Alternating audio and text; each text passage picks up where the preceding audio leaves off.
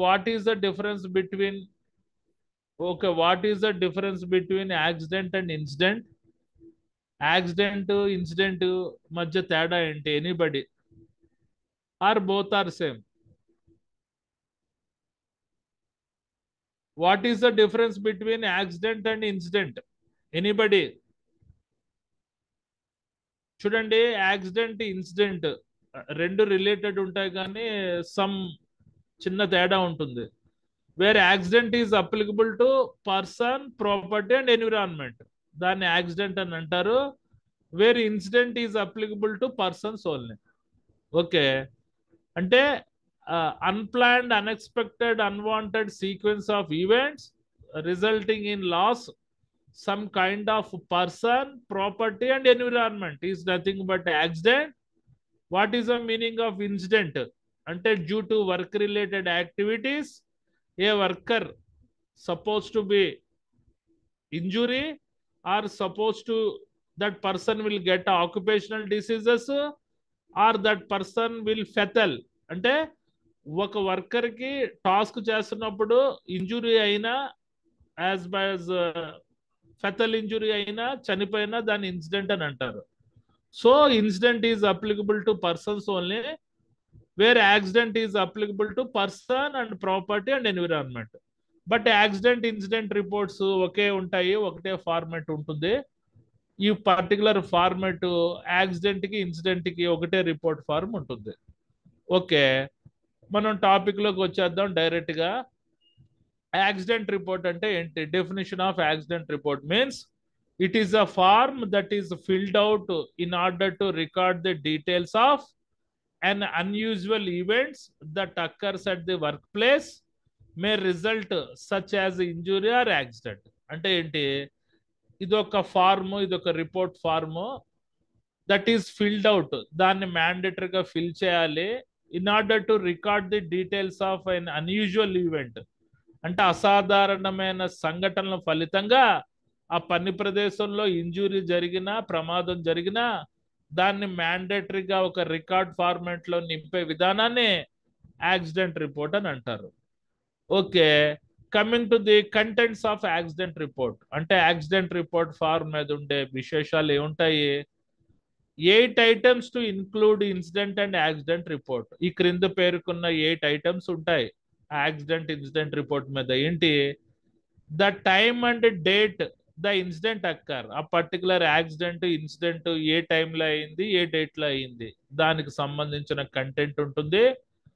Wear the incident is occurred, మీ పని ప్రదేశంలో, మీ ఫ్యాక్టరీ ప్రిమిసెస్లో ఏ ఏరియాలో సంఘటన జరిగింది, అదొకటి ఉంటుంది. A concise but complete description of incident, అంటే సంక్షిప్తమైన వివరణ ఇవ్వడానికి ఒక కాలం ఉంటుంది. అంటే ఎక్కువగా ఇవ్వకూడదు, కన్సైజ్ రిపోర్ట్, సంక్షిప్తపరమైన వివరణ ఉంటుంది. The names and contact information of all involved in parties and witness.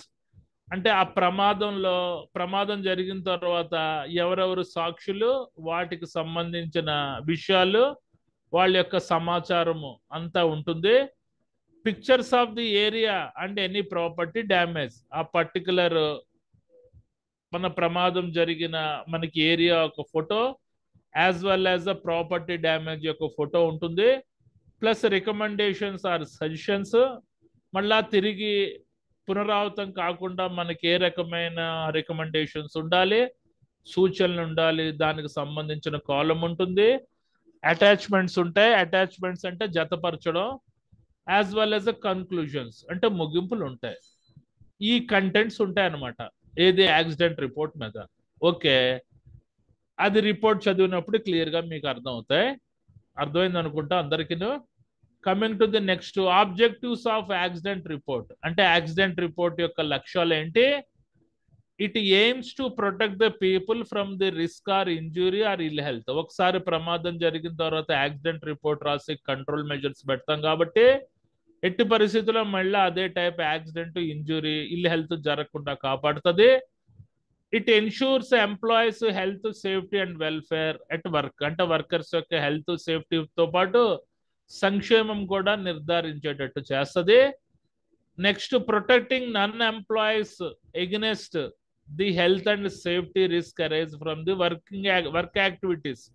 పనికి సంబంధించిన కార్యక్రమాల ద్వారా ఇతర ఎంప్లాయీస్ ఉంటారు కదా, వాళ్ళు కూడా హెల్త్ ప్రకారంగా భద్రతా ప్రకారంగా రక్షణ కల్పిస్తుంది. To ensure all accident and incidents are properly investigated. అసలు ఆ ప్రమాదం ఎందుకు జరిగింది, ఎలా జరిగింది, ఏ విధంగా జరిగింది అన్నది ఇన్వెస్టిగేషన్ చేయడానికి యాక్సిడెంట్ రిపోర్ట్ అవసరం. To ensure A corrective action is taken to prevent the recurrence. మళ్ళా అలాంటి యాక్సిడెంట్స్ రిపీట్ అవ్వకుండా, పునరావృతం కాకుండా ఏ రకమైన కంట్రోల్ మెజర్స్ పెట్టాలి అన్నది ఇది నిర్ధారణ చేస్తుంది. Next controlling the keeping and use of explosive or high flammable or dangerous substance.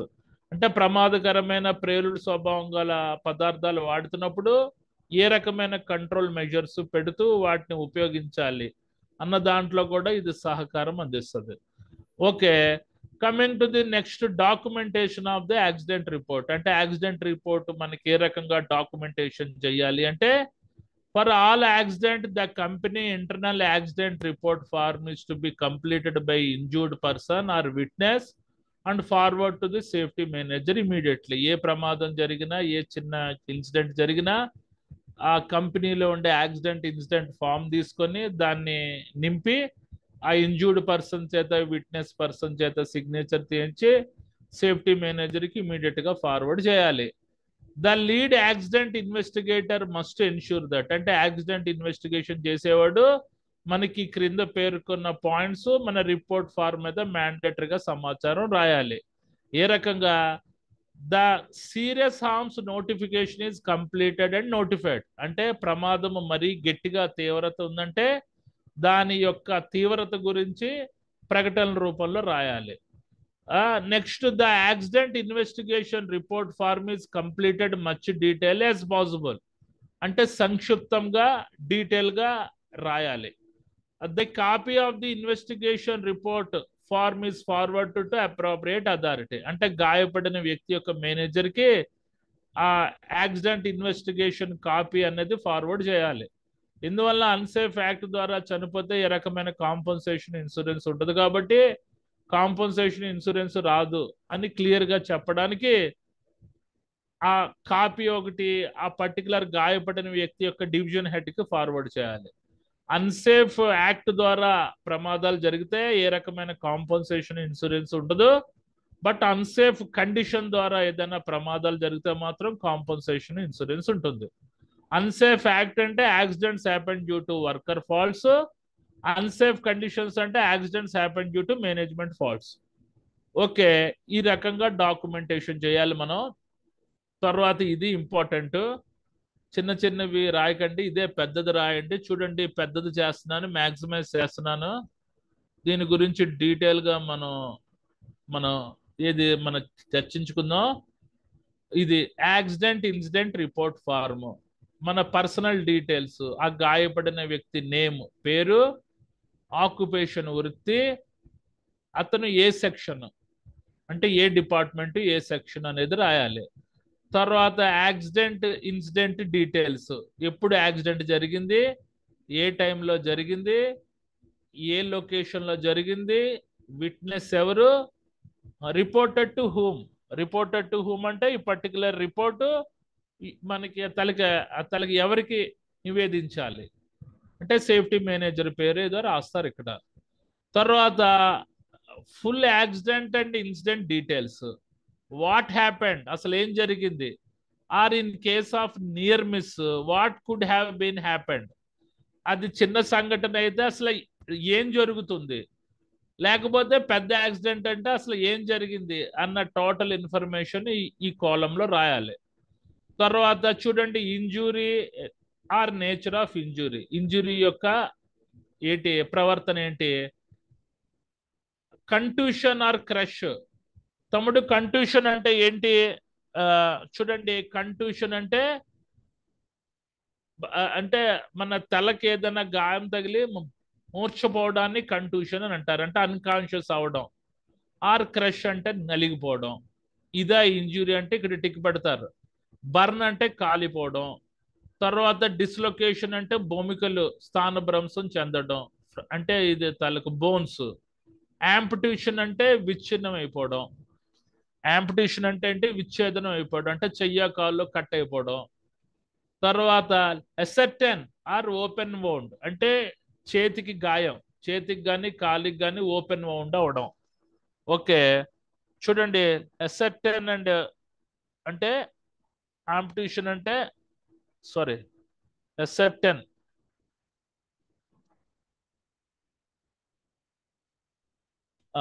తర్వాత చూడండి, మనకి సూపర్ఫిషియల్ ఇంజురీ అంటే ఒళ్ళంతా కాలిపోవడం, అదైంది అయితే ఇది ఇక్కడ టిక్ పెడతావు. ఫారిన్ బాడీ అంటే out side the body wound, అంటే బాడీ అవుట్ సైడ్ కి గాయపడ్డాన్ని ఫారిన్ బాడీ అని అంటారు. తర్వాత ఇంటర్నల్ ఇంజురీ, లోపల ఇంటర్నల్ ఆర్గాన్స్ ఏదైనా దెబ్బతింటే ఇంటర్నల్ ఇంజురీ అని అంటారు. కన్క్యూషన్ అంటే చూడండి, మన తలకి బలమైన దెబ్బ తగిలి అన్కాన్షియస్ అవడం కన్క్యూషన్ అంటారు. స్ట్రెయిన్స్ అంటే కాళ్ళు చేతులు బెణకడం, స్ట్రెయిన్ అంటే తీవ్రంగా అలిసిపోవడం. తర్వాత ఫ్రాక్చర్స్ అంటే భూమికలు ఎరగడం. తర్వాత డెర్మటైటిక్స్ అంటే చర్మ సంబంధిత వ్యాధి. ఏదైతే అది రాయాలి.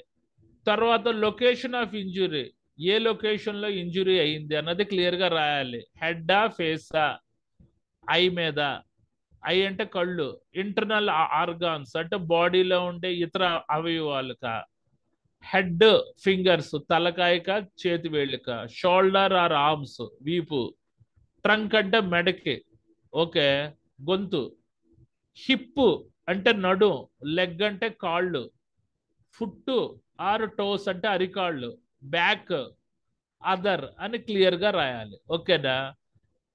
తర్వాత మనకి రిజల్ట్ ఆఫ్ యాక్సిడెంట్, ఇది లాస్ట్ టైం ఇంజురీ అంటే ఎస్ అని రాస్తారు, నో అంటే నో అని రాస్తారు. ఎస్ అనే ఉంటది. జనరల్ గా యాక్సిడెంట్ రిపోర్ట్ ఫార్మ్ రాస్తున్నారంటే అది మ్యాండేటరీగా లాస్ట్ టైం ఇంజురీ అయి ఉంటది. తర్వాత నెంబర్ ఆఫ్ డేస్ ఆ వ్యక్తి మనకి రికవర్ అవుతాడు అన్నది రాయాలి. వర్కర్స్ కాంపన్సేషన్, ఇదే ఈ కాలం వెరీ ఇంపార్టెంట్. మీరు ఎస్ అని అంటే అతనికి కాంపన్సేషన్ ఇస్తారు తీవ్రమైన గాయాలకి, నో అని రాస్తే ఏ రకమైన కాంపన్సేషన్ ఇన్సూరెన్స్ క్లెయిమ్ ఉండదు. ఓకే, తర్వాత మనకి ట్రీట్మెంట్ రిసీవ్డ్ అంటే ఫస్ట్ ఎయిడ్ చికిత్స ఎవరు చేశారు, ఆడు ఫస్ట్ ఎయిడర్ పేరు, ఫస్ట్ ఎయిడ్ డాక్టర్ ట్రీట్మెంట్ అయిందా హాస్పిటల్ ట్రీట్మెంట్ అయిందా అన్నది 3 రాయాలి. ఇది damage to the equipment or building, అంటే బిల్డింగ్ కి ఏ రకంగా డ్యామేజ్ జరిగింది ఆర్ వెహికల్ కి ఏ రకమైన డ్యామేజ్ జరిగింది అన్నది. వాట్ వాజ్ డ్యామేజ్ అంటే ఆస్తి నష్టం ఎంతవరకు జరిగింది. ఎక్స్టెంట్ ఆఫ్ డ్యామేజ్ అంటే ఆ డ్యామేజ్ యొక్క పరిధి ఎంతవరకు అయింది అన్నది ఇది రాయాలి. కాంట్రిబ్యూటింగ్ ఫ్యాక్టర్స్ అంటే సహకార కారకాలు, ఆ పర్టికులర్ ప్రమాదం జరగడానికి అయ్యే సహకార కారకాలు. What were the contributing factors అంటే ఫర్ ఎగ్జాంపుల్ ఆ తలకి వెహికల్ కి ఏదైనా అయిందనుకోండి, వాడు డ్రంక్ అండ్ డ్రైవ్ చేయడం అని రాయాలి. లేకపోతే ఎక్విప్మెంట్ మనకు ధ్వంసం అయింది అనుకోండి అగ్ని యొక్క ప్రమాదం ద్వారా, కాంట్రిబ్యూటింగ్ ఫ్యాక్టర్ ఏంటి, దానికి సరిగ్గా ప్రివెంటివ్ మెయింటెనెన్స్ షెడ్యూల్ మెయింటెనెన్స్ చేయకపోవడం అన్నది రాయాలి. ఆ తర్వాత కరెక్టివ్ యాక్షన్స్ అంటే దిద్దుబాటు చర్యలు రాయాలి. తర్వాత ఇమీడియట్ యాక్షన్ అంటే నువ్వు ఏ రకమైన తక్షణ చర్యలు తీసుకుంటున్నావు అన్నది రాయాలి. What controls can be put in a place to prevent this form happening again, మళ్ళా అలాంటి యాక్సిడెంట్ రిపీట్ అవ్వకుండా ఏ రకమైన కంట్రోల్ మెజర్స్ పెడుతున్నావు అన్నది ఈ పర్టికులర్ కాలం అన్నట్టు. మీరు ఇదేం ఫిల్ చేయక్కర్లేదు ఎగ్జామ్ లో, జస్ట్ ఇవి రాస్తే చాలు. అదైన తర్వాత మనకి రికమెండెడ్ యాక్షన్ అంటే దిద్దుబాటు చర్యలు ఏం చేయాలి. Who is the implement this controls and corrective actions, ఎవరు కంట్రోల్స్ కరెక్టివ్ యాక్షన్స్ తీసుకుంటున్నారు అంటే సేఫ్టీ మేనేజర్ ఉంటుంది కదా వాళ్ళ పేర్లు. తర్వాత date by which action is to be taken, ఎప్పుడు చర్య తీసుకున్నాము. తర్వాత సిగ్నేచరు, ఆఫీసర్స్ సిగ్నేచరు, మన head of the section representative signature, manager signature, అయిపోయింది. ఇందులో ఏదైనా డౌట్స్ ఉంటే అడగండి. ఇది మ్యాండేటరీగా ఇయ్యాలండి ఈ ఫార్మ్, ఇది వేస్తేనే ఫుల్ మార్క్స్. ఇలాంటివి చిన్నవి వేయకండి. ఇంజురీ రిపోర్ట్ ఫార్మ్స్ ఇవన్నీ వేస్ట్, వేసినా కూడా మార్కులు పడవు. ఇది యాక్సిడెంట్ ఇన్సిడెంట్ రిపోర్ట్ ఫార్మ్ క్లియర్గా వేసినప్పుడు మాత్రమే ఫుల్ మార్క్స్ పడతాయి. మ్యాటర్ కూడా రాయక్కర్లేదు, ఈ రిపోర్ట్ ఫార్మ్ వేసేసినా కూడా ఫుల్ మార్క్స్ పడిపోతాయి. ఇంకేదైనా డౌట్స్ ఉంటే అడగండి ఈ particular accident incident report formula. చూడండి ఇక్కడ మనకి కన్ఫ్యూజన్ అంటే మనకి ఏది మూర్చపోవడం, కన్ఫ్యూజన్ అంటే బలమైన దెబ్బ తగిలి అన్కాన్షియస్ అవడం. ఈ రెండు, ఇది వేరు ఇది వేరు. Okay, any doubts? ఇది ఒక్కసారి చెప్పనా లేకపోతే can I go for another topic? yes sir. ఇంకో టాపిక్ లోకి వెళ్ళిపోమంటారా నన్ను? Okay sir. లేట్ ఇదే ఒకసారి చెప్పమంటారా? అందరూ డైనమోలో ఉన్నారు.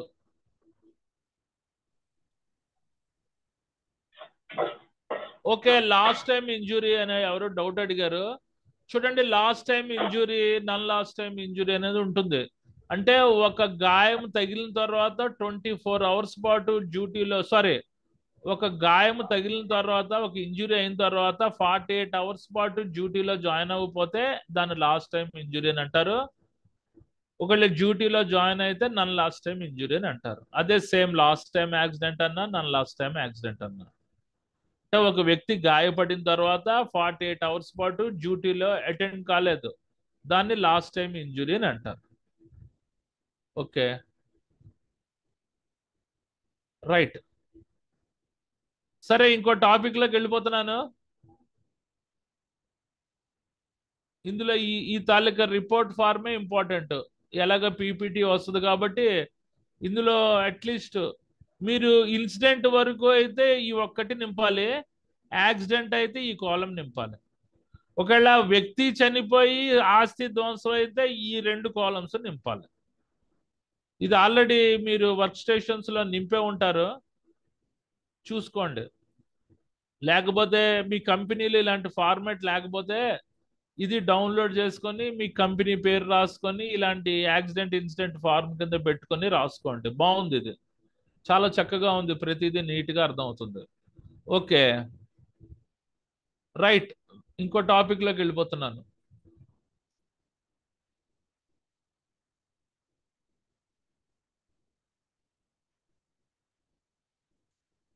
చూడండి, ఎఫ్ఎంఈఏ అంటే failure mode effect analysis. Failure mode effect analysis అంటే చూడండి, ఇది క్వాలిటీ కంట్రోల్ యొక్క ఇవాల్యుయేషన్ టెక్నిక్. క్వాలిటీ కంట్రోల్ యొక్క ఇవాల్యుయేషన్ టెక్నిక్ ని ఫెయిల్యూర్ మోడ్ ఎఫెక్ట్ అనాలిసిస్ అని అంటారు. ఫర్ ఎగ్జాంపుల్, నాకు తెలిసింది చెప్తున్నాను, ఇందులో నేను పెద్ద ఫెమిలియర్ ఏం కాదు. ఫర్ ఎగ్జాంపుల్, మన హెచ్పిసిఎల్, హిందుస్థాన్ పెట్రోకెమికల్ లిమిటెడ్, మన బిహెచ్ఈఎల్కి ఒక 10 ప్రెషర్ వెసల్స్ ఆర్డర్ ఇచ్చింది, పర్చేజ్ ఆర్డర్ ఇచ్చింది అనుకుందాం. ఇచ్చిన తర్వాత భారత్ హెవీ ఎలక్ట్రికల్ లిమిటెడ్ ఒక ప్రెషర్ వెసల్ తయారు చేసి హెచ్పిసిఎల్కి ఇన్ఫార్మ్ చేస్తారు. హెచ్పిసిఎల్ సంబంధించిన క్వాలిటీ కంట్రోల్ ఇంజనీరు పూర్తిగా దానికి ఎగ్జిక్యూషన్ చేసి క్వాలిటీ కంట్రోల్ టెక్నిక్స్ ప్రకారంగా దాని ప్రొసీజర్ అనుసరించి అది యాక్సెప్టెడ్ అయితే యాక్సెప్టెడ్ అంటాడు, మన రిజెక్టెడ్ అయితే రిజెక్టెడ్ అంటాడు. వన్స్ మనకు రిజెక్ట్ అయిందంటే మళ్ళీ బిహెచ్ఈఎల్ డిజైన్ టీమ్ ఒకసారి రివ్యూ చేసి ఎందువల్ల అది మనకి రిజెక్ట్ అయింది అన్నది ఒక అనాలిసిస్ చేసి ఒక టెక్నిక్ సాధించి దాన్ని రీప్రాసెసింగ్ చేసి మళ్ళీ అదే ప్రెషర్ వెసల్స్ రెడీ చేసి ఉంచుతారు. ఈసారి వచ్చినప్పుడు 100% పాస్ అవుతుంది అనమాట. అంటే ఆ particular product, any product field failure ఎందువలన అయింది అంటే క్షేత్రస్థాయిలో వైఫల్యం ఎందుకు జరిగింది అన్నది ఒక విశ్లేషించే ప్రోగ్రామ్నే ఫెయిల్యూర్ మోడ్ ఎఫెక్ట్ అనాలిసిస్ అని అంటారు. ఓకే, ఇది చాలా సార్లు అడిగాడు మనకి ప్రీవియస్ పేపర్లో. Very simple. చూడండి, ఇందులో మనకి తాలూకా ఫ్లో చార్ట్ రాసేస్తే 50% మార్క్స్ పడిపోతాయి. అంటే డిఫరెంట్ ప్రొఫెసర్స్ డిఫరెంట్ ఒపీనియన్స్ లో చెప్తుంటారు. యాజ్ పర్ మీరు ఏ ప్రొసీజర్ రాసినా that doesn't matter, but ultimate మాత్రం ఆ పాయింట్స్ వచ్చేయాలన్నమాట మనకి. ఓకే, మనకి ఎఫ్ఎంఈఏ అంటే failure mode effect analysis. Okay, the abbreviation of FMEA is a failure mode effect analysis అని అంటారు. Coming to the point, failure mode effect analysis is a disciplined designed review technique that focus on the development of product or process on prioritized actions to reduce the risk of product field failures and documents those actions and review process. అంటే ఏంటి? Failure mode effect analysis అనేది is a disciplined design review technique. అంటే క్రమశిక్షణ గల రూపకల్పన ద్వారా సమీక్షించే పద్ధతి. That focus on the development of products and process on prioritized actions. ఇది దేని మీద దృష్టి పెడుతుంది అంటే ఆ పర్టికులర్ ఉత్పత్తులు మరియు ఆ పర్టికులర్ ప్రక్రియల యొక్క అభివృద్ధి మీద దృష్టి పెడుతుంది. దేనికి అనుగుణంగా? ఆన్ ప్రయారిటైజ్డ్ యాక్షన్స్ అంటే ప్రాధాన్యత గల చర్యలు అనుగుణంగా. దేనికోసం? To reduce the risk of product field failure. ఎట్టి పరిస్థితుల్లో ఆ పర్టికులర్ ప్రొడక్ట్ మ్యానుఫ్యాక్చరింగ్ చేస్తున్నప్పుడు కానీ, ప్రాసెసింగ్ చేస్తున్నప్పుడు కానీ, ఆపరేషన్ చేస్తున్నప్పుడు కానీ క్షేత్రస్థాయిలో వైఫల్యం అవ్వకుండా మన రివ్యూ చేసే టెక్నిక్ అనమాట. అంటే రన్నింగ్ మోడ్లో కానీ, ఫ్యాబ్రికేషన్ మోడ్లో కానీ ఎట్టి పరిస్థితుల్లో ఆ ప్రొడక్ట్ అనేది ఫీల్డ్ ఫెయిల్యూర్ అవ్వకూడదు. దాన్ని అనాలిసిస్ చేసే technique.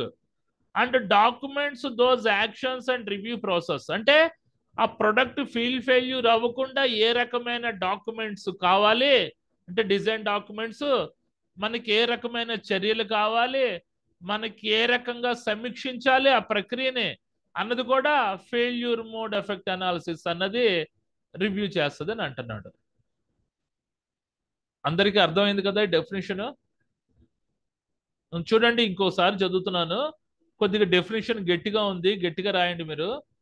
Failure mode effect analysis is a disciplined design review technique that focus on the development or of products and process on prioritized actions to reduce the risk of product field failures and document those actions and review process.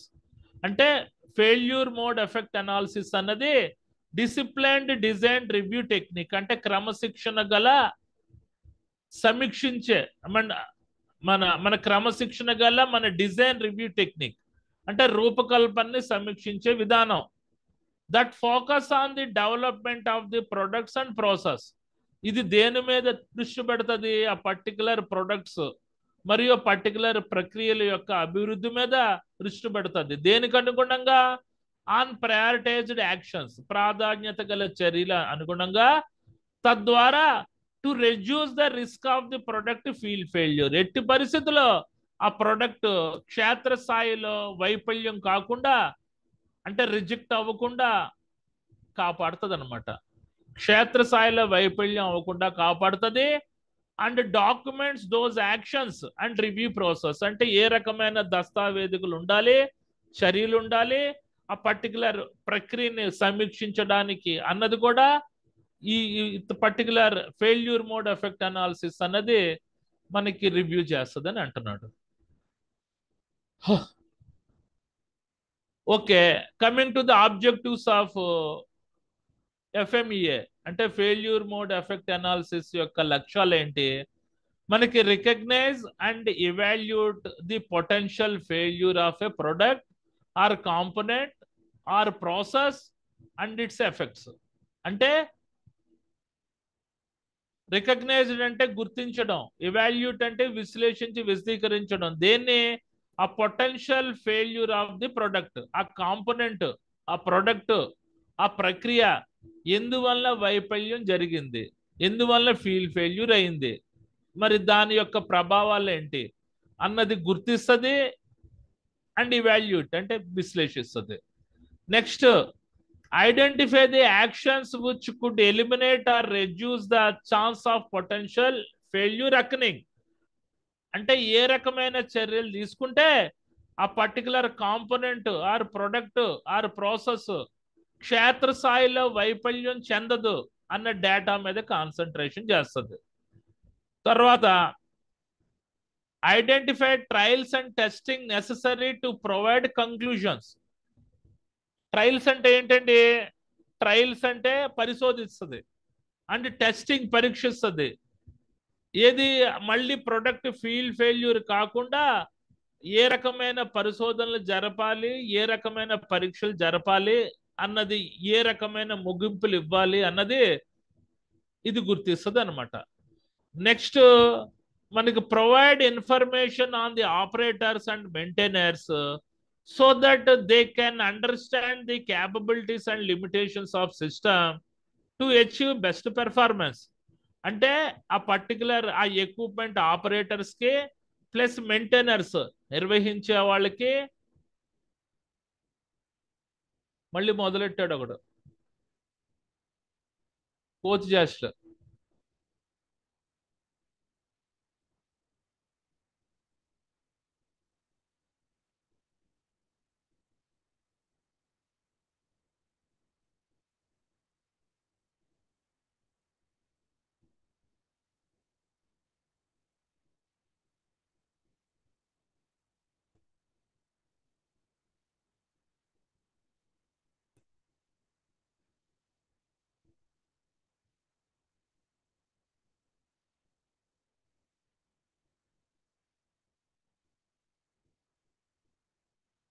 అర్థం కాకపోతే better వెళ్ళిపోవచ్చు కదా. ఎందుకు ఇలాగ coach చేష్టలు చేస్తారు, గీగడాలు పెట్టడాలు బుర్ర లేకుండాను. చూడండి ఇక్కడ వరకు చెప్పాను కదా. Third point, the provide information to the operators and maintainers so that they can understand the capabilities and limitations of a system to achieve best performance. అంటే మంచి అద్భుతమైన సమాచారం ఇస్తుంది ఎవరికి? ఆపరేటర్స్కి, నిర్వాహకులకి, నిర్వహించే వారికి. సో వాళ్ళకి ఈజీగా అర్థం అవుతుంది ఆ పర్టికులర్ వ్యవస్థ యొక్క సామర్థ్యం ఏంటి, మినహాయింపు ఏంటి, దేనికోసం వాళ్ళ దగ్గర నుంచి బెస్ట్ అవుట్పుట్ మన రిజల్ట్ రాబట్టడానికి ఇది సరైన సమాచారం ఇస్తుంది అనమాట. తర్వాత document the process. Once corrective actions అన్నీ వచ్చిన తర్వాత ఆ ప్రొడక్ట్ ఫెయిల్యూర్ యొక్క కంట్రోల్ మెజర్స్ అన్నీ వచ్చిన తర్వాత ఒక డాక్యుమెంట్ రూపొందించడానికి కూడా ఫెయిల్యూర్ మోడ్ ఎఫెక్ట్ అనాలిసిస్ అన్నది సహాయపడుతుంది అని అంటున్నాడు. ఓకే, తర్వాత ఇది ఫ్లో చార్ట్. ఇది అర్థమైతే ఓకే, అర్థం కాకపోతే బట్టి కొట్టండి. The failure mode effect analysis process ఏంటి? Identify the elements of system, అంటే వ్యవస్థలో ఉండే అంశాలు గుర్తించాలి. సెకండ్, ఐడెంటిఫై ది ఫంక్షన్, ఆ పర్టికులర్ ధర్మాలు, ఆ ప్రొడక్ట్ యొక్క ధర్మాలు గుర్తించాలి. ఐడెంటిఫై ది ఫెయిల్యూర్ మోడ్స్, అంటే ఆ పర్టికులర్ ప్రొడక్ట్ ఆపరేషన్ అవుతున్నప్పుడు, లేదా ఫ్యాబ్రికేషన్ అవుతున్నప్పుడు, లేదా ఎరెక్షన్ అవుతున్నప్పుడు మనకి ఏ రకంగా ఫెయిల్ అయింది దానికి సంబంధించిన నమూనాలు, మోడల్స్, నమూనాలు సేకరించాలి. ఐడెంటిఫై ది పాసిబుల్ కాసెస్, అంటే ఎందువల్ల ఫెయిల్ అయింది అన్నది గుర్తించాలి, దానికి సంబంధించిన కారణాలు. Identify the effects on system, ఆ ప్రొడక్ట్ ఫెయిల్ అవడం వల్ల ఆ వ్యవస్థ మీద ఎంత ప్రభావితం పడింది అన్నది గుర్తించాలి. Identify the effects on other system, ఇతర వ్యవస్థల మీద ఎంత ప్రభావం పడింది అన్నది గుర్తించాలి. తర్వాత ఫైనల్ రిస్క్ అసెస్మెంట్, అంటే సంభావ్య ప్రమాదాన్ని అంచనా వేయాలి. తర్వాత the action is to reduce the risk, మళ్ళా ఏ రకమైన కంట్రోల్ మెజర్స్ పెడతావు ఆ పర్టికులర్ ప్రొడక్ట్ మన ఫెయిల్యూర్ అవ్వకుండా అన్నది మనకి లాస్ట్ కాలం అనమాట. ఇంకొకసారి చదువుతున్నాను. The failure mode effect analysis ప్రక్రియ మనకి ఏ రకంగా ఉండాలంటే, identify the elements of system, అంటే ఆ వ్యవస్థ యొక్క అంశాల మీద దృష్టి పెట్టడం. ఐడెంటిఫై ఫంక్షన్, దాని ధర్మాలు గుర్తించడం. ఐడెంటిఫై ది ఫెయిల్యూర్ మోడ్స్, ఎందువల్ల వైఫల్యం చెందింది, ఏ రకమైన నమూనాల ద్వారా వైఫల్యం చెందింది అన్నది గుర్తించడం. ఐడెంటిఫై ది పాసిబుల్ కాజెస్, ఆ ప్రమాదం ఆ పర్టికులర్ ప్రొడక్ట్ ఫీల్డ్ ఫెయిల్యూర్ అవడానికి మెయిన్ కాజెస్ ఏంటనేది గుర్తించాలి. Identify the effects on system, అది ఆ ఫీల్డ్ ఫెయిల్యూర్ అయిన తర్వాత ఆ వ్యవస్థ మీద ఎంత ప్రభావం పడింది అన్నది గుర్తించాలి. Identify the effects on other system, ఇతర వ్యవస్థల మీద ఎంత ప్రభావం చూపెట్టింది అన్నది గుర్తించాలి. లాస్ట్లో రిస్క్ అసెస్మెంట్ చేయాలి. తర్వాత action taken to reduce the risk, ఏ రకమైన చర్యలు తీసుకుంటాం మళ్ళా తిరిగి పునరావృతం కాకుండా అన్నది లాస్ట్ కాలం అనమాట. ఓకే, ఇది ఫ్లో చార్ట్. ఇది వేసినా మీకు 50% మార్క్స్ పడతాయి. ఈ ఆబ్జెక్టివ్స్ ఏం లేదు, ఇందులో డెఫినిషన్, ఆబ్జెక్టివ్స్, ఈ ఫ్లో చార్ట్ వేసారనుకోండి మీకు 7 to 8% మార్క్స్ పడతాయి. ఒక 70 to 80% మార్క్స్ పడతాయి. అంటే 10కి 7, 8 పడడానికి స్కోప్ ఉంది. దీని answer different persons different techniques లో చెప్తారు. ఎలాగ రాసినా కూడా ఒకటే, అల్టిమేట్ గా మనకు కావాల్సింది ఏంటి, marks. So as per examination point of వ్యూలో మీరు ఈ పాయింట్స్ రాయడానికి ట్రై చేయండి, మీకు మార్క్స్ పడతాయి. ఓకే, ఇంకేమైనా డౌట్స్ ఉంటే అడగండి. Any doubts? ఇంకా 5 minutes ఉంది.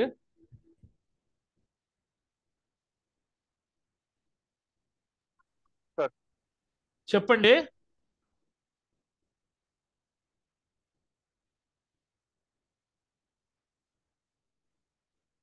Okay, are you able to write in examination this particular question? మీరు ఎగ్జామ్ లో రాయగలరా failure mode effect analysis?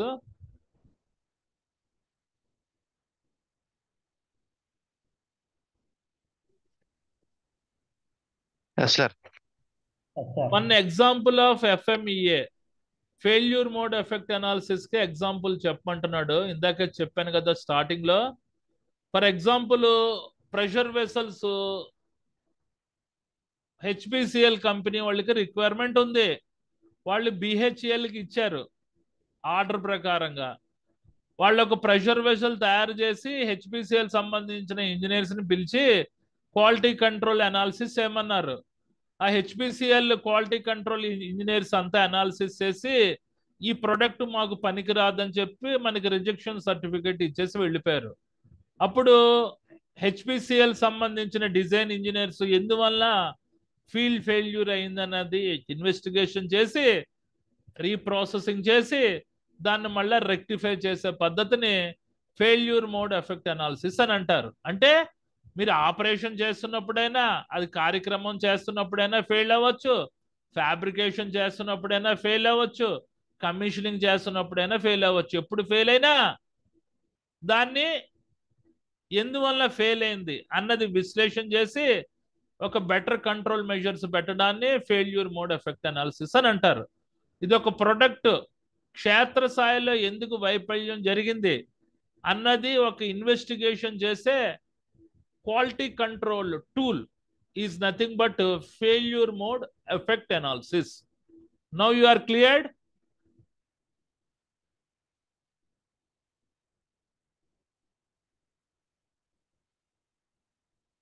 Right. Okay, ఇంకా 3 నిమిషాలు ఉందండి. Good night to everyone. Okay, tomorrow we will join with another fresh 2 topics in IS 104. Okay, good night. Yes, sir. Good night. Good night, sir. Good night, sir. Good night.